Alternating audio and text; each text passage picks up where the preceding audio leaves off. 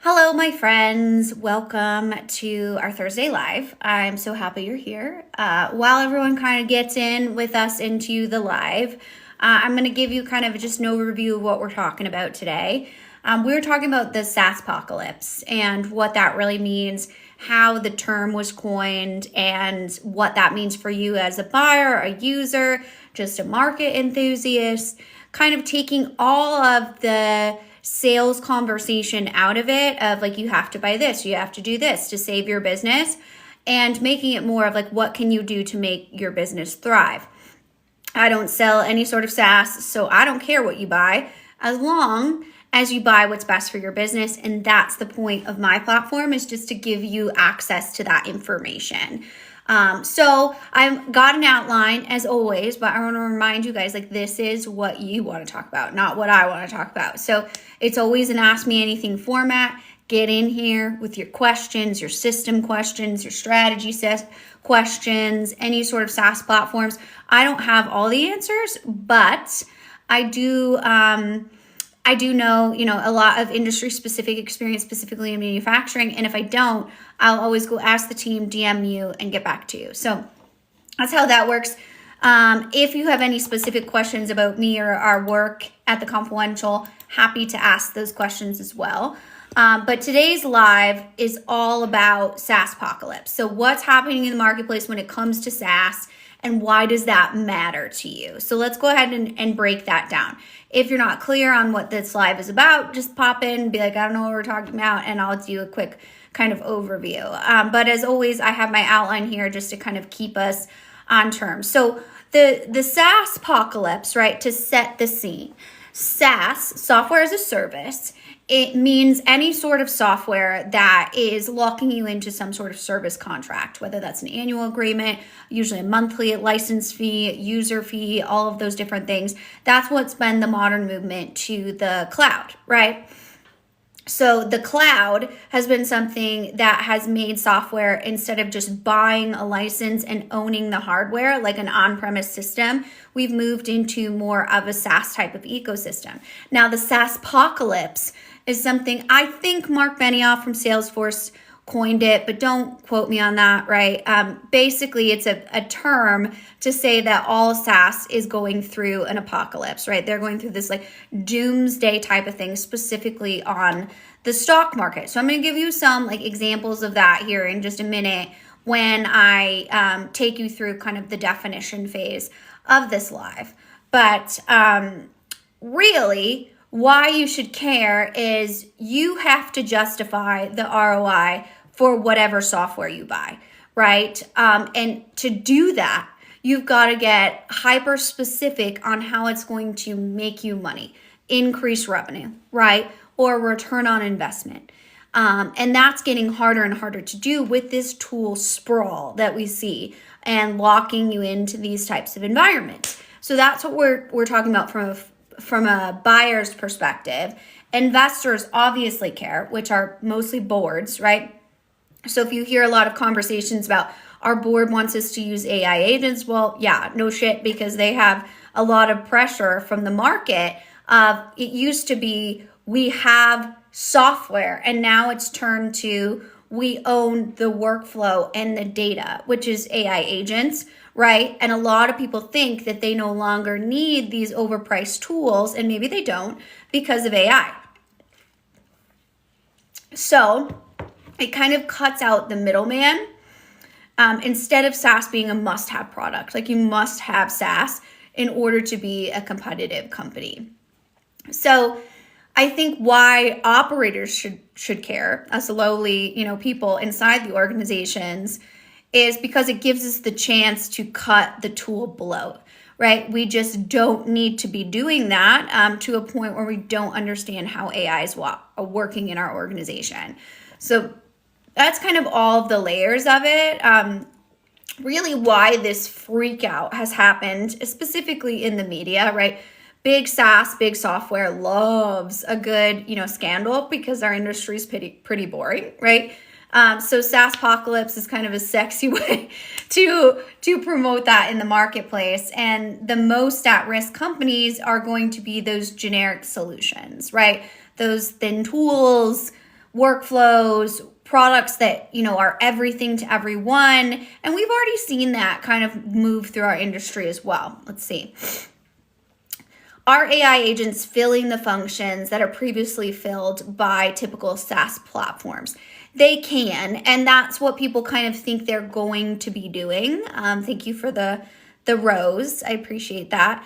That's a big movement in the workflow, just in the industry in general, right? So it's kind of moved from humans open the apps and log the tasks to AI executes the tasks across the systems. However, and this is a massive, huge however, right? However, you need to have the infrastructure to be able to do that. So can the agents actually work in your environment? And do you understand what an AI agent is? That's what we're seeing right now with boards and executives. A lot of executives are like, we need AI agents. We need, an agent network, right? And we're like, how are we going to do that when we have a 30-year-old green screen, right? We don't have the infrastructure to do that.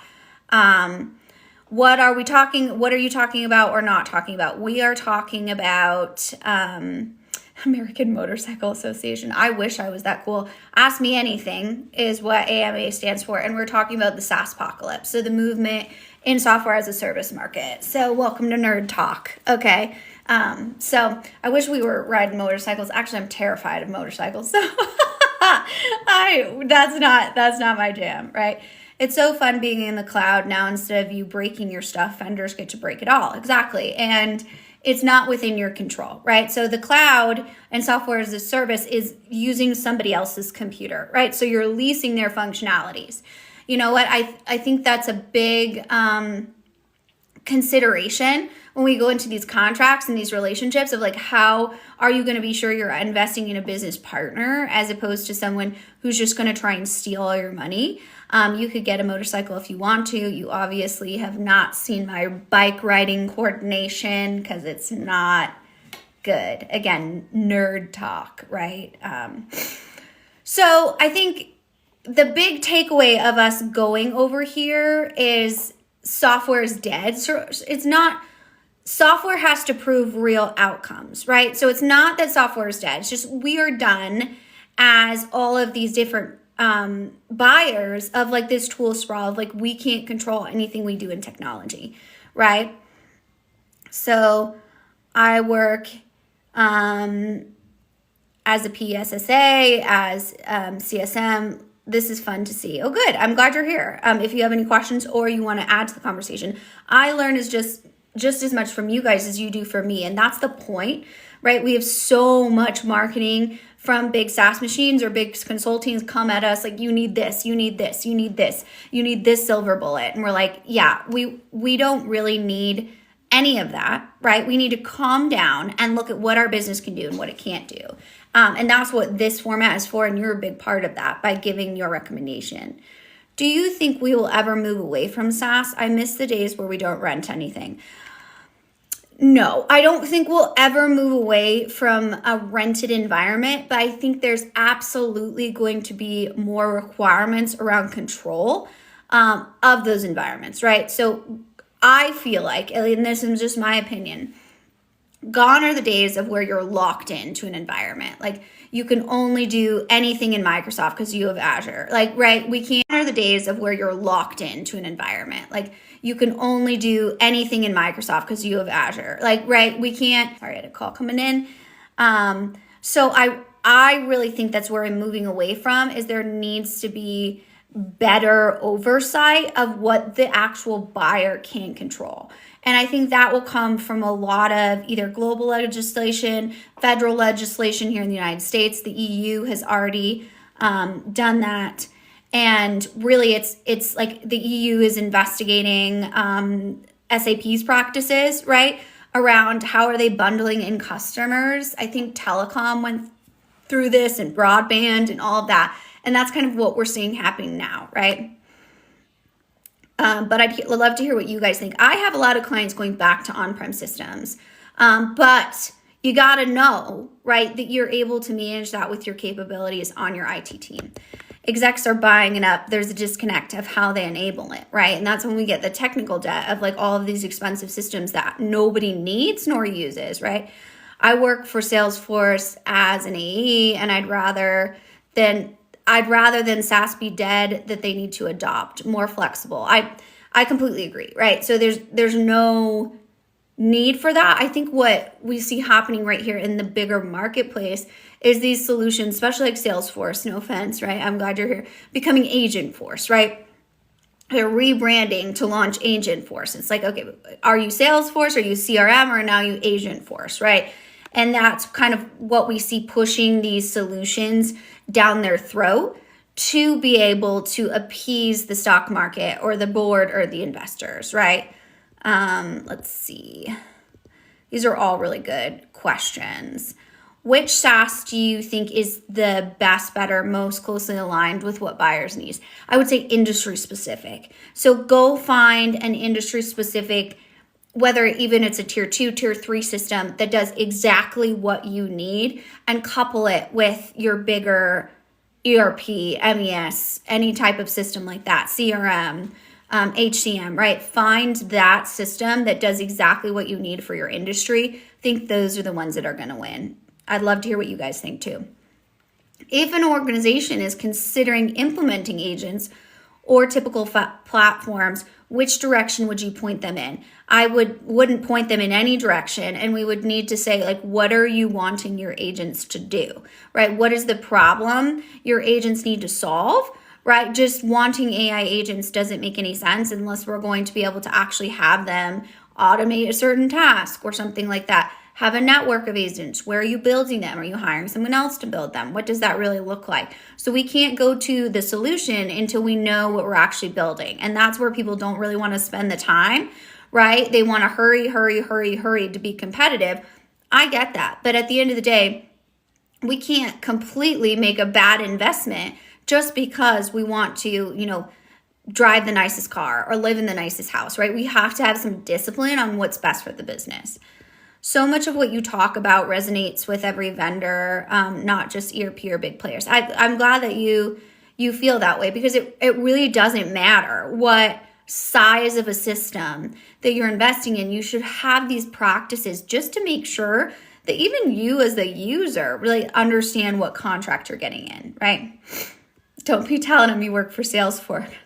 Mark is going to find you. I mean, I think he should be proud of you that you're in here, right? I think he should, really focus on that. But I'm quite sure Mark Benioff is not concerned about what I think, right? AI needs to slow down before I feel comfortable. Models change, which causes prompts, etc., to change. And I think what we need a lot to that point is an understanding of what type of AI do you want to do. So a lot of times if we go in an organization, they're AI obsessed, we tell them that we need to rename it, right? Whether it's the Spartacus project or something like that. So it can be branded and perceived as your own organization's AI, not like the red-eyed robots chasing us around, the break room floor. That's not what we're looking for. There's a lot of fear in that. And that is not AI. Certainly could it be? Yes, like functionally that could happen, right? But there would have to be so many steps to get you there, right? So hi, Deidre. I'm glad you're here. Thanks so much for joining us. So let me give you guys some examples, because I feel like that's the best way to really look at this. Daniel, oh my God, Kyler, I'm a huge fan. I have a funny story. EFCI story. ECIF. Geez, Daniel, I'm so excited to see you here. I just forgot the ability to talk, but definitely tell us the story, please. We love good stories, right? Okay, so let's talk about the example. So let's do like customer support, right? So if an AI agent can read customer support tickets, right? Then the other agent drafts replies. Then another agent routes the issues automatically to the right team. The company might need, right, fewer human agents and seats in the platform, right, the customer service platform. And that is where people like Salesforce or, other areas, Workday, see this money stopping to come in, right? So they might not need as many per user, right? I said in a recent video that we estimate like a bigger SaaS contract, if you're working with more of an enterprise platform, right, has the ability to charge around $220 a month per user. So that could be thousands of dollars that you're not getting as a SaaS-based company in revenue. So that's one of them. I would say, since we're talking about CRMs here, let's do a CRM example. So when we look at Salesforce, Oracle, ServiceNow, they're trying to add AI layers, right? So they stay in control of the plane as opposed to getting bypass. And I really, really think that's the huge issue here is we're slapping AI agents on everything to react to the market and investors, not what the company or the users need. And that is backwards, right? We may not be able to do that and control that as users on our level, but we can certainly be aware of it. And that's going to make us a more valuable employee as well. So that's why you need an orchestration layer that is responsible for prompts, model selection, validation, versioning, etc. You can leave them on. Okay, great. I don't know what we're talking about, but my point being that things are changing so quick, it's hard to keep up with. Absolutely. And it definitely is hard on, the direction level of like, what type of AI agent are you talking about? What type of AI are you talking about? Are we talking about generative AI so that we can automatically draft response? Are we talking about predictive AI? So we know, when our machine needs maintenance, like what do you mean? Those are two very different things and they're going to be implemented very differently, right? Too many characters for the chat, but I just need to get it off my chest as someone whom I understand. I'll message you. Please do. I get those messages all the time, right? Of people going through this, and it's something that I deeply enjoy being able to be an outlet. I'm honored that you share your stories with me. So please message me as well. So my employer is trying to move a PB data center into Azure. It's going to be 5 times our annual operating expense, but no one will listen. So I've got so many questions. Is it like a physical data center that they're trying to move to, or why? Because it's faster? What would be the why behind that? I think data centers are a whole nother conversation we can have about where the industry is going, even at the, but it will position for the future. Are LLM AI better to accurately diagnose end user? It pops up. End user IT issues better than a trained tier 1 analyst? I think it totally depends. I would say no, right? Not off the bat. If that is your strategy to be able to diagnose something, it might be something more of like a threshold, right? Like you have a script for your chatbot for the IT help desk. And if they can get through these 3 questions, I forgot my password. Here's how you reset it, right? But if we have a bigger like hardware problem, then the AI sees the threshold and it sends it to, human agent. So there's layers to that. I think if you had the right model, you could probably train them to be that level. It would depend on the organization, right? It would depend on all of these different things. But the agents need to always be learning and monitored, right? So good question. Why? I really want to know. I mean, give me his number. I'll call him. Future proofing at its finest. Absolutely. And so when we think about this as how it affects our overall technology strategy, I think there's one like silver lining to all of this mess and noise is these companies that typically are trying to lock you into a platform, right, are now being pressured not only by the marketplace, but by bigger customers to be like, hey man, I don't want all of your tools, right? I don't want the entire SAP suite. I just want to be able to use S4HANA and plug in my industry specific SaaS tool into that. I think there's opportunities to open the door to have that conversation. And in the past, they would have been like, yeah, no, never lose my number. I'm blocking your data. And now that's being really pressured by actual legislation in the world marketplace. I think that's super cool. I don't know about you guys, right?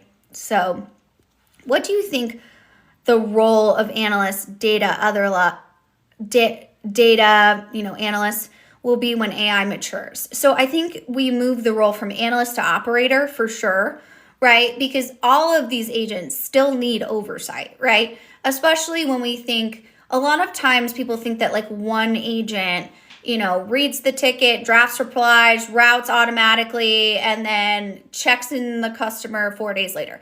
That is a network of agents, right? So they all have to work together in order to make sure that that's functioning correctly, right? Or else one is going to make a decision and then the other is going to not, right? So I think when we look at AI, we still very much need human operators. So I would start changing that analyst role to an AI operator role so they can not only see how do we monitor our AI and manage it, how do we make it better, right? And that's what we have to kind of change the perception around, right? So what do you guys think? So let's see. When AI becomes intelligent, then I will be concerned. Otherwise, all required human in the loop. I would say the same, right? And I think we see people now like purposely putting mistakes in emails and things like that to prove you're a human. So there's also this big kind of resurgence of distrust around that. Seat pricing may end and outcome pricing may become more of the norm, but there will still be SaaS. I couldn't agree more, right? And a lot of people ask me like, well, what outcome pricing? What would they agree to? And I'm like, again, we're in this very changing world where they don't have the leverage, right? The market is telling them, hey, build AI agents and you need to integrate them into your package. Oh, and people need to go live on them, right? So they need to use them in order for you to get, any sort of funding or money or anything, capital, that type of thing. And that really creates this new pricing structure that is focused on outcomes, that's focused on go lives, right? But that's not the outcome we want to be focused on as a business, because go lives are great, right? That's awesome, but it doesn't matter if it's not producing good business results, right? So a lot of times when it comes to outcomes, you got to know what you want happening with this tool first, not that you just want AI agents, and then hold the vendor accountable in that contract negotiation. So I couldn't agree more. Let's see. Do you think Big Four and other ERP consulting will reduce staff over time in the foreseeable future? I don't know, right? I think some businesses, yes, because they are used to that model. Some businesses, no, right? They'll kind of hold on to their ability to do all of that in-house. I think when it comes to system specific, that competencies to have in-house, I always recommend that businesses start to build those out themselves so they're not reliant on someone else to do that, right? Whether it's something like testing. I just had a conversation with a client yesterday about how Deloitte manages their testing. And that's cool, that's fine, right? But what are they actually getting? Are they getting quality testing? And how are they managing to that? How do you look at those things and analyze, oh, this is good work that they're giving me, or are they just giving you invoices, right? And so I think that's going to be something that we have less of an appetite for, of just the blind billing, right? Curious to hear what you guys think too. Performance reviews this year were hilarious with employee and manager.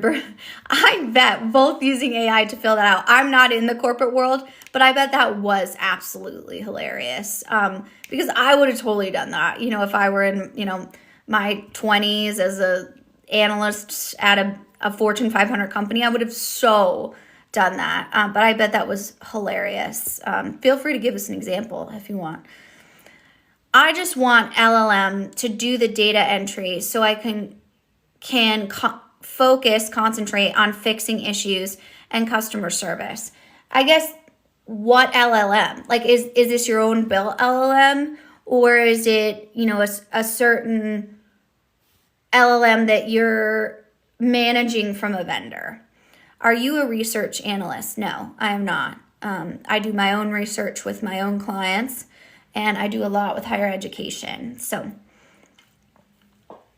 But I let the tenured professors do the research for the most of the time because that's their job. What should those in-house capabilities look like, and what do they cost? That's a great question. And of course, it depends. So let's just take an example of that, right? So if we have a specialized MES, manufacturing execution system, and we want to be able to build agents on that, we're going to need someone in-house, one that's an engineer and that knows how to be able to work with this specific questions. Thank you. Thank you for the Heart fan club. That's so amazing. I'm so glad you guys are here.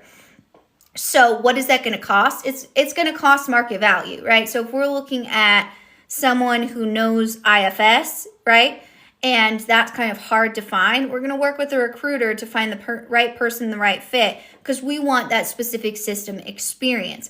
When it comes to can they build AI agents, right, that depends on what we're working with. So I would say they're going to be at least six figures, as they should be, right? But think about how much you're going to save on the side of not having consultants, constantly bill you and being able to have that transition. Is that going to be perfectly smooth? No, right? Knowledge transfer is never perfectly smooth, and consultants don't want to leave, right? Because you're their revenue. But they really need to figure out how you take control over that is by having those system specifics. I also think that solution architects, system architects, enterprise architects, right? Those are becoming more prevalent, especially in bigger organizations, but they actually need you to tell them what to build, right? It's not we can't just fill those roles with like random people and be like, yeah, they're the architect. Okay, well, what are they building together and what's the goal, right? So let's see. Hopefully that helps. Definitely feel free to ask any follow-up questions. Let's see. Gartner was saying that overall tech employment may rise in the next year. Maybe. I mean, I would wonder who paid Gartner to say that, right? Because all of those industry analysts, they're bought, right? And that's fine, right? That doesn't mean that we don't need to use them for certain things or read them. But I would say probably, Workday paid them to say that, right? Allegedly, right? So that they have the ability to say, hey, you're going to need more employment tech, right? That's kind of how those things go. So they're interesting, but it's not something we need to like base our entire strategy on unless you used them to do specific research for you, right? Let's see.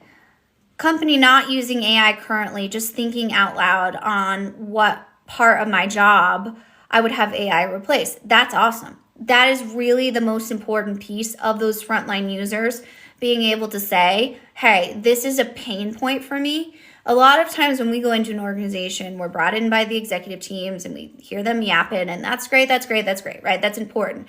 But until we go talk to the end user about what actually they need, right, or have the ability to understand what we can do to service and add value to the organization, then there's not a lot we can recommend, right? Because you don't do the job every single day. You don't know the pain points. You might hear certain people that are brave enough to tell you that, but a lot of times we need to be able to be, down on the shop floor to really analyze that. We are using AI as OCR now to process documents and extract data and load into our warehouse. That's cool. How's it going? Is it going well? AI will not be controlled by humanity nor other species that exist in this world. Cool. That's way over my pay grade, man. Let's see. Thank you. And yes, we'll send more. Absolutely. Hi, Alexis. Thanks for joining. Let's see. I am waiting for OpenClaw to be unleashed in corporate America, and now NVIDIA has a stake in it. That's a very interesting understanding. Like the NVIDIA stock had gone down, right? Like it taken a dive, and then it came to adding more of these types of gobbling up systems, which is, the playbook for bigger software companies.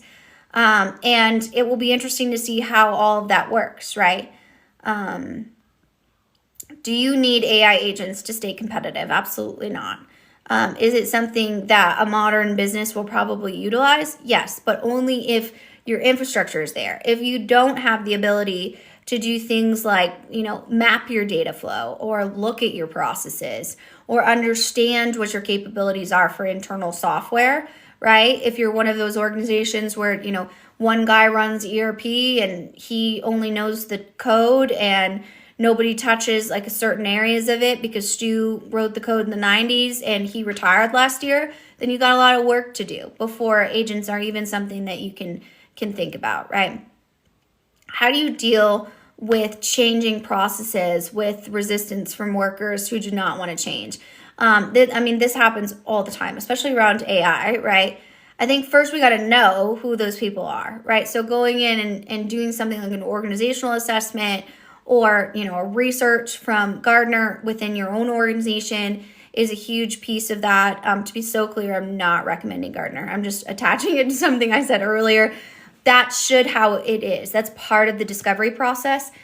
Some of my favorite meetings to be in are when, we read out change assessment or organizational assessment data and the executive team is shocked because they thought that all of their people were so pumped for Agent Force and they were, this is a business of the future and they saw this opportunity. And that's not the case whatsoever. A lot of times people are not interested in that, especially if you have a failed implementation. They don't think that you can do it. And so first you got to identify where that is, probably by a department level. And then we've got to peel back the onion to understand what's stopping the change, right? Like, is it because you screwed them over in a failed implementation from 5 years ago? Well, no wonder, right? They don't want to do this. Is it because they don't understand what you're doing and you haven't effectively communicated with them? There could be many levels for that, but it has to be diagnostic. It absolutely cannot be a change management firm that's like, hey, we have a template for this. Let's do some kumbaya and trust falls type of thing. So let's see.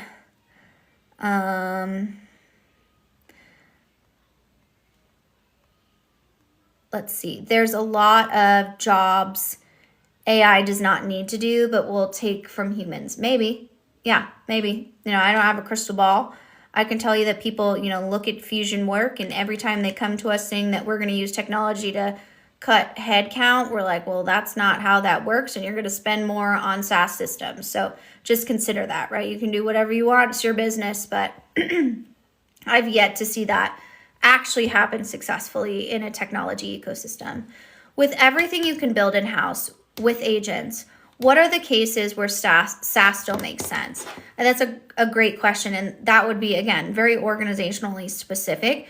So I would say if you're leveraging a bigger SaaS system, like you're a multi-billion-dollar company and we have an ERP system that runs everything from back office to finance to our CRM to our production, then we can build agents on top of that. But agents aren't probably going to replace that, at least today, right? If we're talking about more of an SMB, maybe we're at like 50 million in revenue, then, maybe we don't need to look at an ERP system and we have something that's more open source.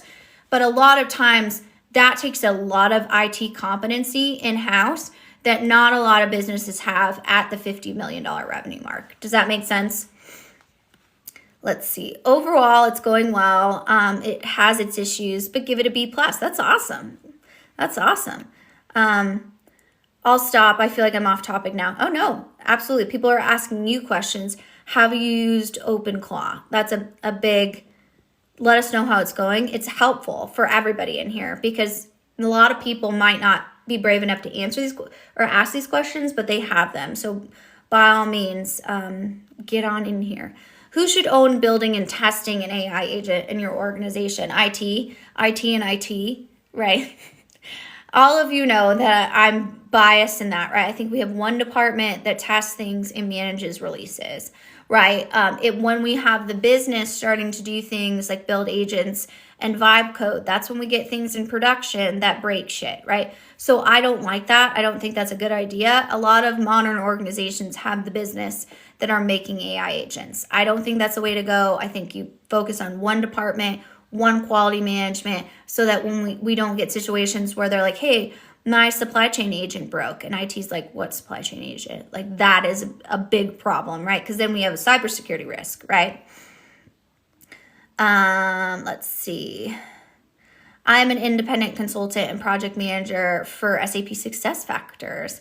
I'm looking to get into AI. What do you recommend? Well, do you want to be in the SAP space? Still, I think there's a lot of cool certs that SAP has, and I know this isn't the most fun one, but I always recommend the Signavio one because it's process intelligence, especially if you're working in SuccessFactors. There's lots of opportunities to look at process intelligence. It is AI, right? It might not be the sexiest type of AI, but that's where I'd go if you want to stay in the SAP environment for sure. If anyone else has recommendations, let me know. Find out why the workers don't want the change. Resistance is usually a fear response, right? And as it should be, right? This is the most vulnerable part of people's lives, their job. It's how they feed their families. They're worried about that, right? So we've got to feel back of like, what are they worried about? Are they worried they're going to get replaced? Okay, Susan from accounting, totally makes sense. Get that. But you're not going to be replaced, and here's why. But here's how your job will change. And this is on the leadership to do that effectively. Or no wonder everyone's scared because you're not communicating with them. Hey, Kyler, pleased to be here. Thanks for the live. Thank you for being here. Thank you guys for all the exchange of ideas. They don't understand the tool and don't want to look dumb, but are afraid to be replaced. Amen. Absolutely no notes. That's exactly what's happening. So it's on the project leadership team or the department leadership or even the executive team, just depending on the size of the organization, to explain why they're not going to be replaced or how their job is going to change. So they're able to transition to that without fear holding them back from actually leveraging technology that might honestly make their job more fun, like data entry, right? No one's like, yes, I get to enter some data today. And no, we're just automating that part of your job, Susan. So it's okay. No worries. Here's how it's going to go. Here's what a day looks like for you. And why don't you come to some core team meetings so you can get any questions that you might have answered, right? Do you have experience with local government adopting data-centric enterprise architecture? I do. I will say I am in the private sector for the most part. We've done a lot in local governments, but as you probably know better than me, it is a challenging area. So I think with local government, it depends on where you're talking about, right? If we're talking about like an emergency response system, or if we're talking about, an enterprise asset management system, all of those different things. So definitely let me know, and I'm happy to advise the best I can. AI needs to gain a social license to operate. What do you mean by that? So I'm curious, like people need to be able to have licenses to utilize it in the organization or society in general, right? Shadow agents, right? Exactly. That's my my supply chain agent example. We've got a bunch of shadow agents over here, and that's what we get when we don't have IT do what they need to do and manage the technology. Not necessarily SAP.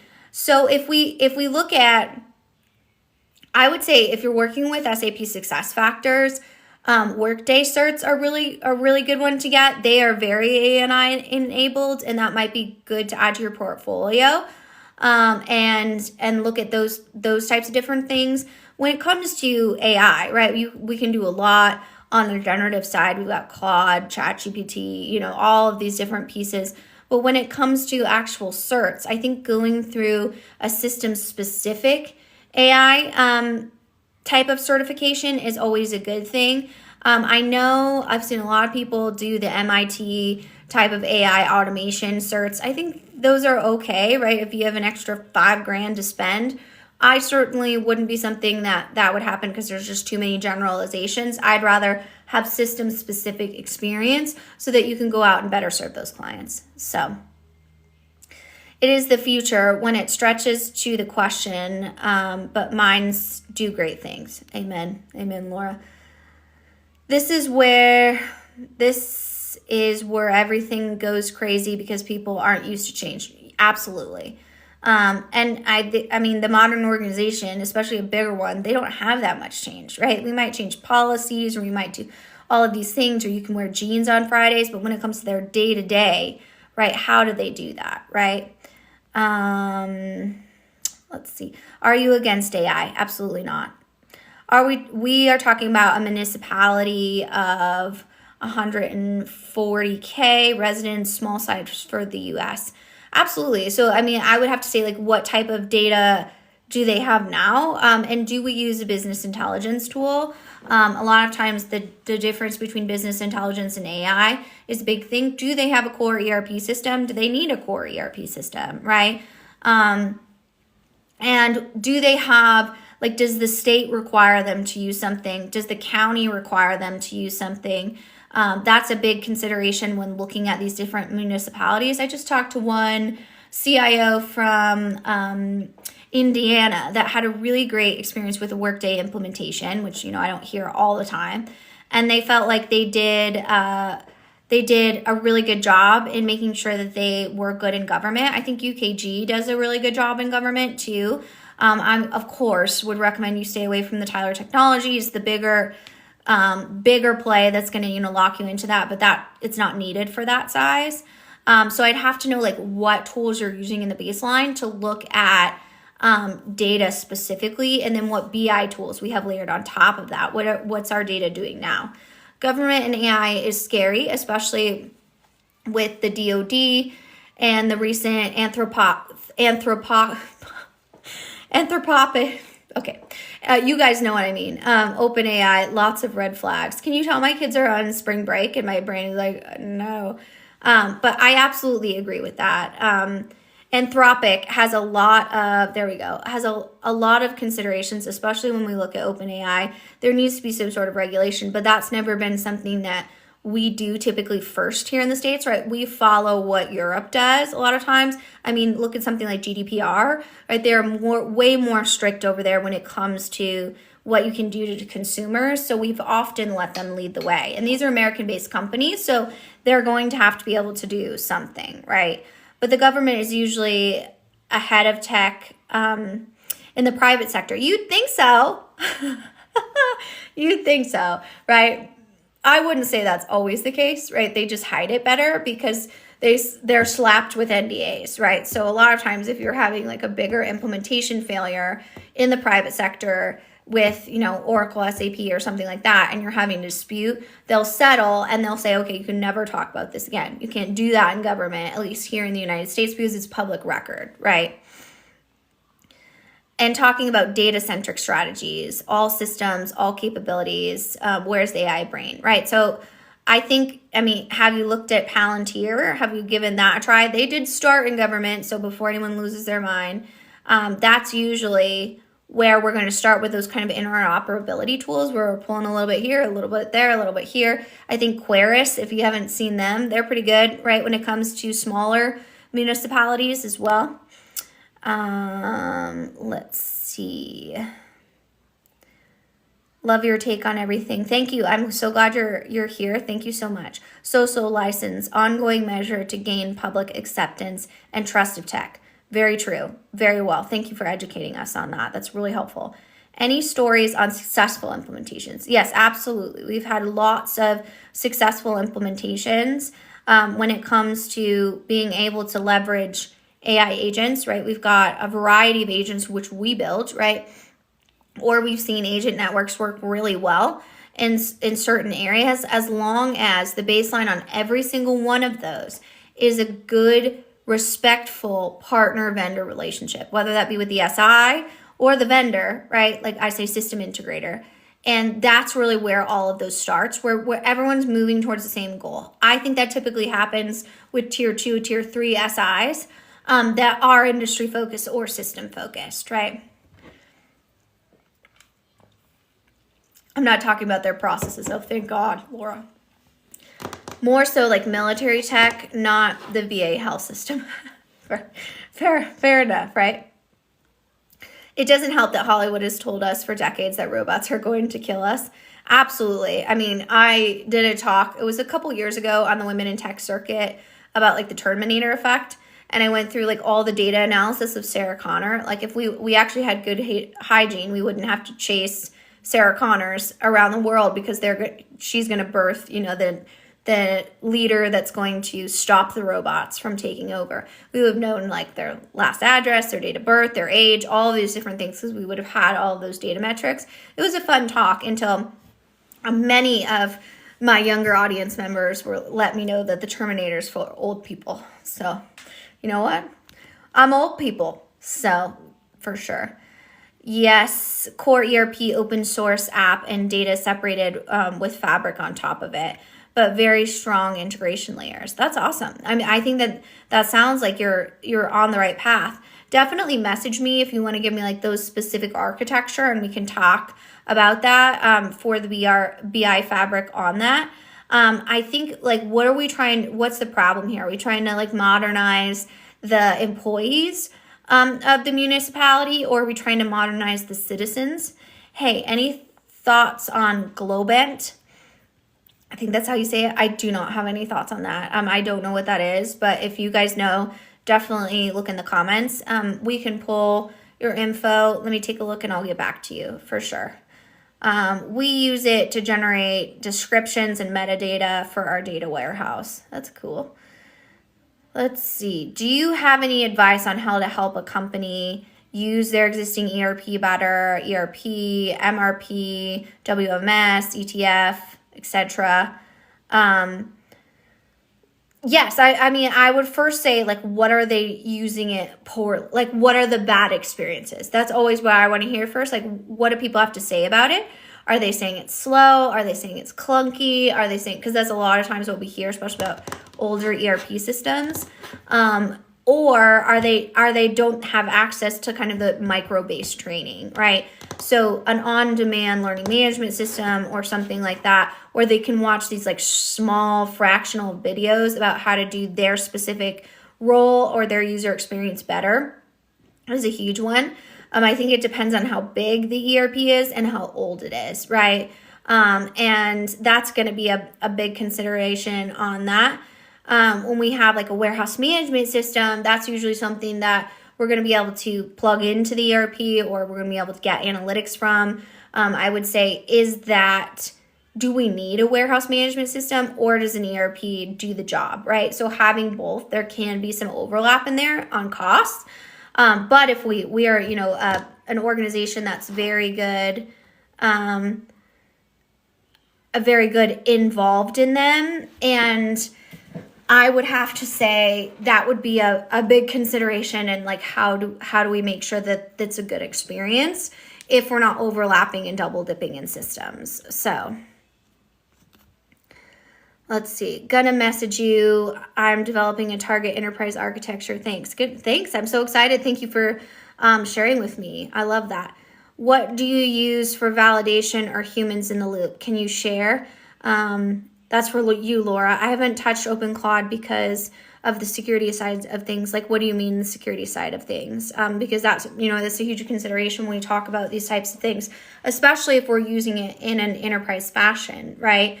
We've got to know about the security involved in this, and then the cybersecurity layer, right? So if we are essentially looking at something that has the ability, right, to open the door because it's opened, a new level of agent or something like that to our cybersecurity. It's weakened our understanding, which any new system is always going to do that. When you have an architecture, the more holes that you have in it, even if they're healthy integrations, the more opportunities we have for our data to get loose, or for cyber attacks, or for anything like that. And that's again, a big consideration when we look at certain agents. That comes to like build versus buy, right? In the SaaSpocalypse, a lot of people have asked more questions about that. You guys have asked a lot of questions about that, because you should, right? Like, I feel like I'm, again, leasing a space. It feels risky for my business. I don't have control over the plane, right? I'm just sitting in there. I'm hoping that I get to my destination. And when we look at agents, it's the same sort of thing, right? I do a lot of, whether it's for private equity or it's for like state and federal grants for new technology innovation, because, I have a lot of systems experience. And the main thing I always see is like these startups around AI agents, which is great, right? Like, I really appreciate new startups But we've got to be honest on what we can do in certain specific business environments, right? So if we're selling AI agents, what does that mean, right? And what does that mean as far as making sure that it not only integrates with our system, we know what we're buying, that we have the ability to optimize and operate these agents so you don't have to go to the vendor every single time. So I'm not telling you to not buy from a vendor, right? I'm telling you to know what you buy and know that you're responsible for the software that you buy. And for goodness sake, if I've said it once, I've said it 1,000 times, read your contracts, every boring word, or get somebody else to, right? It's a big piece on that. So let's see, Laura, instead of thinking of doing it, having its own accounts instead of mine. That's really smart. Didn't think of that. That's very cool. Kind of doesn't help it doing it that way, but more to see the exposure first. Definitely understanding that, testing. We are doing MFG ops on Oracle Fusion, and we end up doing a lot of export to Excel. And that is a big regular thing, right? When we talk about how many businesses are exporting something to one system via Excel to another.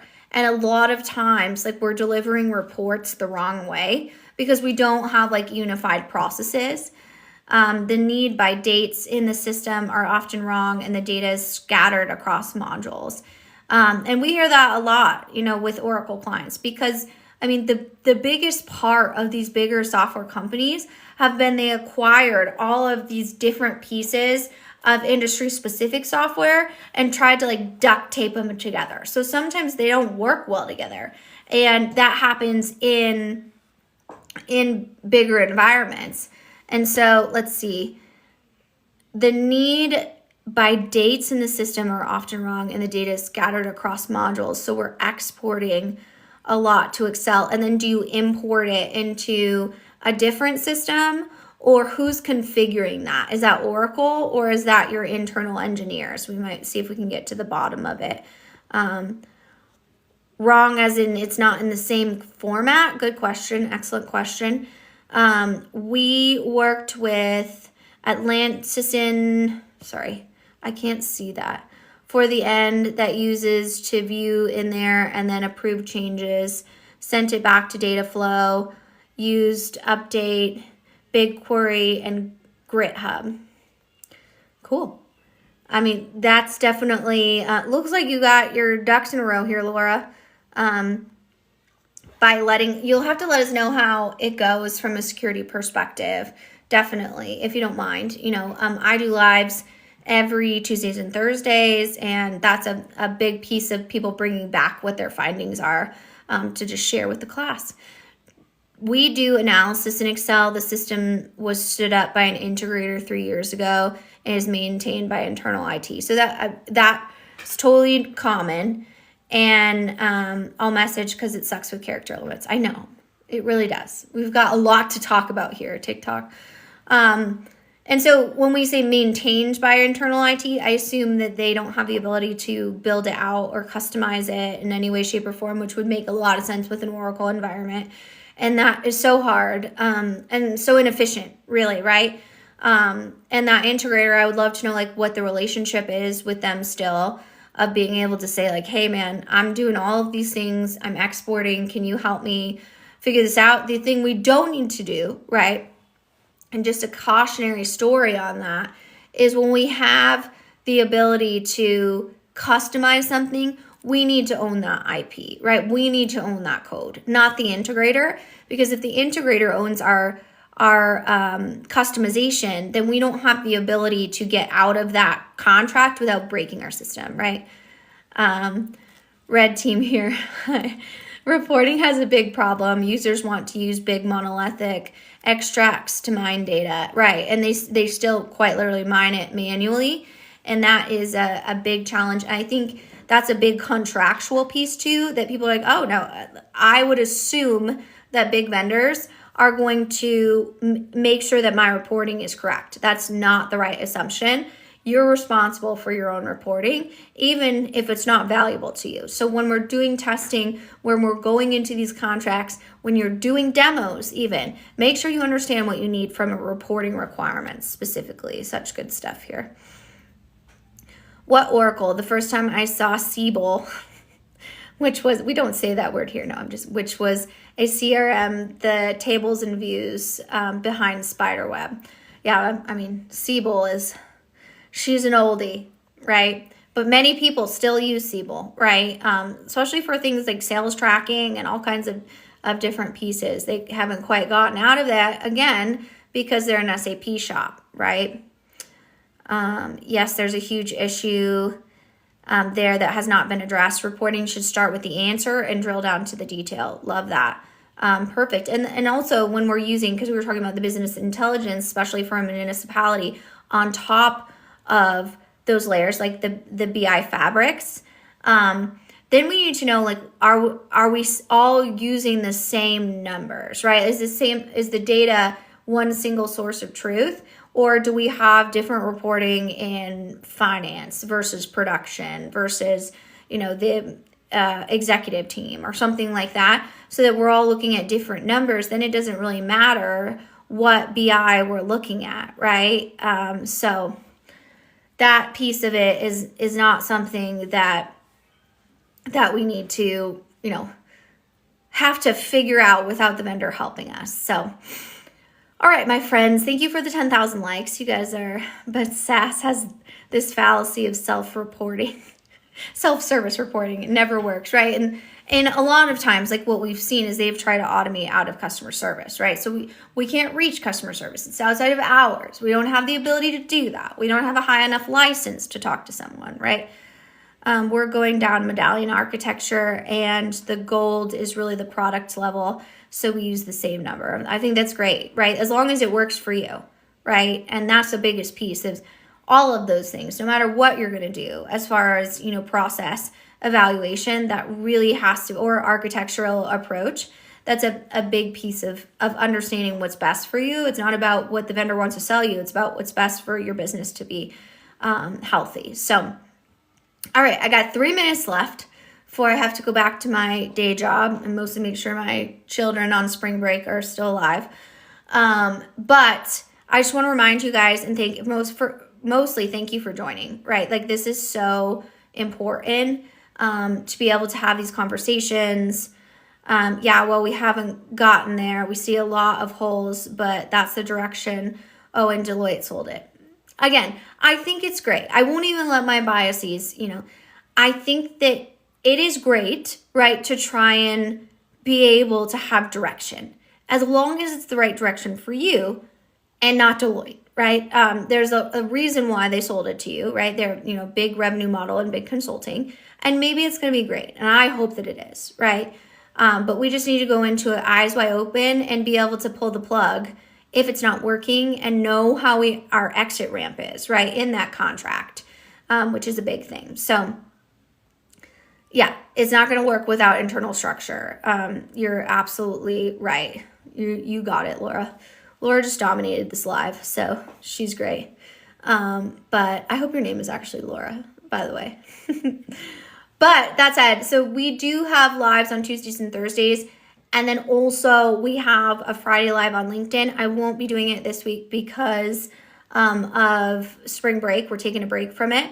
And I really appreciate, you guys joining these lives. So it is at 1 p.m. Mountain Time here in the United States every Tuesdays and Thursdays. So next week we're, talking about more kind of movement in the market around modular ERP, open source ERP, around what to look for in your contracts specifically. That's something that I'll be doing at some of the Global Women in Tech Summits, and then also the hidden cost of hype. Like, what happens when we buy something and we're never going to use it. So I use iGlaze to talk. So AI is on the forefront of accessibility for me. That's awesome. Crushed it. Absolutely. So with that, if you have any additional questions, right? Like we talked a lot about these architectures or these systems can be incredibly specific. So feel free to message me after this or leave any questions on my videos. We go through those daily, and if you want to hear any specific videos or want to hear something on the live, just let me know. Again, my DMs are always open, and I appreciate you. But I will see you guys next week. I hope you have an awesome weekend, and thank you for all of the great engagement today. This was an awesome conversation. I wish I could stay. Alrighty.